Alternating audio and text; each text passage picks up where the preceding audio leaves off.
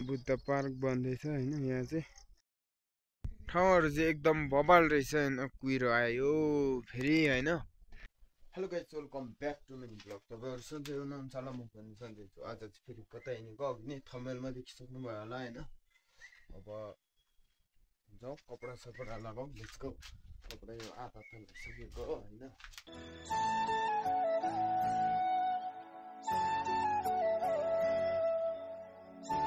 ल गाइस, अहिले चाहिँ मैले कपडा सपडा पनि सबै ल्याइसकेँ। ल गाइस, अब चाहिँ घरबाट निस्क्यो है त। टक्क लगाएर गाउँतिर कल्लो गरेर जाने, त्यहाँबाट सबजना मिलेर अब घरसँग जाने हो। टक्क लगाएर एकदम जाने है। यो चाहिँ काकाको घर होइन। म चाहिँ त्यहाँ ठ्याक्कै आइपुग्न लाग्यो। अब बिस्तारले जाने हो सबैजना होइन। के गरिरहेको छ त है।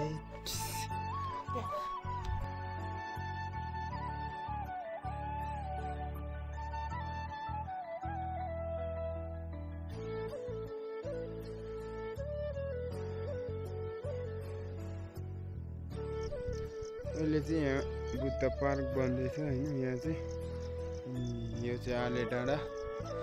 अनि यहाँबाट माथि सबैजना हिँड्दै हुन्छ हैन। धुप्पै हैन। म पनि आले डाँडा पुग्दैछु। जाउँ के हुन्छ हैन। माथितिर पनि हेरौँ कस्तो छ हैन। भ्यूहरू हेर्न जाउँ। यो उधोको पनि नेचा, यो चाहिँ है नेचा हो। यो उधोतिर चाहिँ यतातिरको कुहिरोहरू पनि एकदम बवाल लागिरहेछ हैन। अहिले यस्तो कुहिरो लागिरहेछ नि त। यो उँभो चाहिँ गैरी डाँडा हो। अनि यता चाहिँ हाम्रो गाउँ हो। उकालोको बाटो जाँदैछु मैले चाहिँ। कतिखेर पुग्छ हैन। उकालोमा अहिले चाहिँ म एकदम स्याहाँ भएर हिँडिरहेको छु नि त हैन।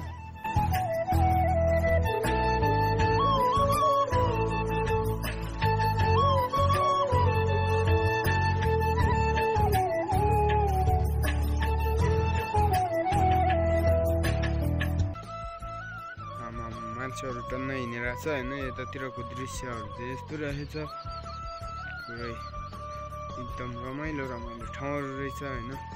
तपाईँहरू पनि घुम्न आउनु होला है। यस्तो दामी ठाउँ रहेछ है।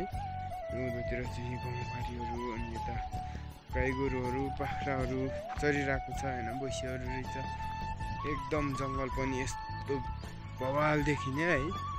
अनि यो पारिपट्टि जानुपर्ने हो भने चाहिँ ठ्याक्कै जानुपर्ने चाहिँ यो माथिको डाँडा भिडियो गरौँ होइन। अनि यो माथितिर चाहिँ मान्छेहरू पनि पुगिराखेको रहेछ हिँड्दै।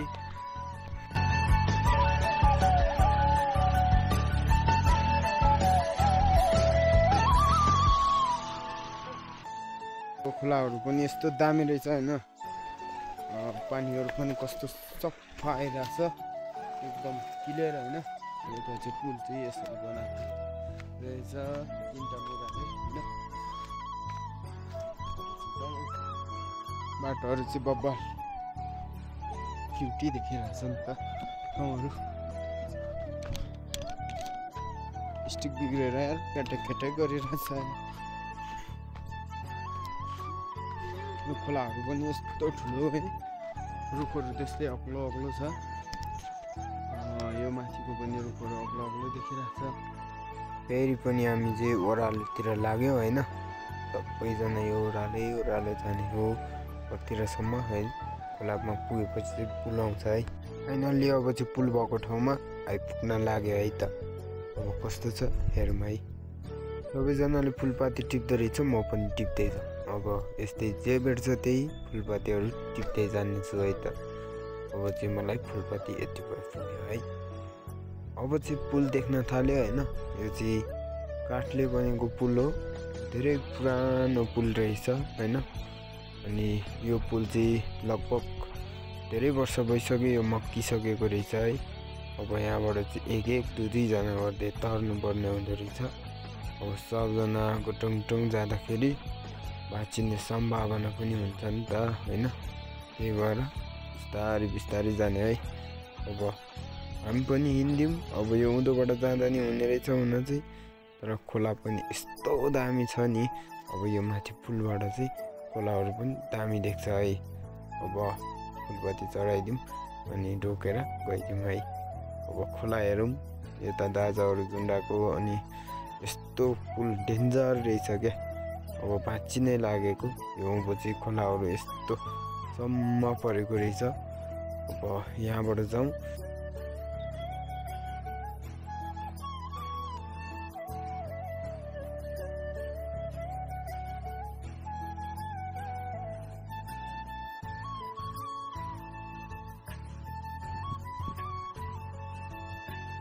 ल फाइनली हामी चाहिँ ठ्याक्क लाएर बिहेको घर आइपुग्यो। यतातिर चाहिँ सिमी लगाएको रहेछ होइन।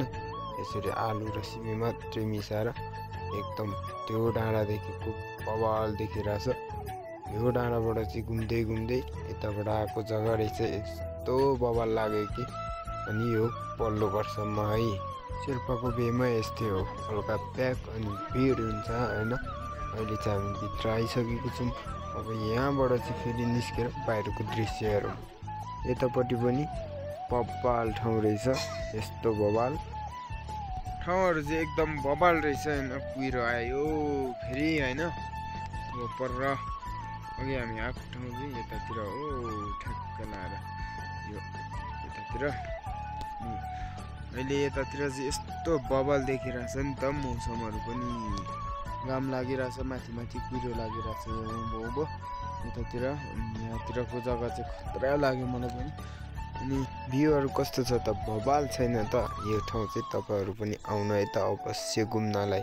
यस्तो दामी ठाउँहरू रहेछ र घरहरू यसरी टक्क मिलेको। यो माथि चाहिँ पोखरी रहेछ, त्यो चाहिँ है। फर्कियो फेरि। आजको भिडियो यति नै। भिडियो कस्तो लाग्यो सबैजनाले लाइक कमेन्ट सेयर नयाँ छ भने सब्सक्राइब पनि गरिदिनु होला है त।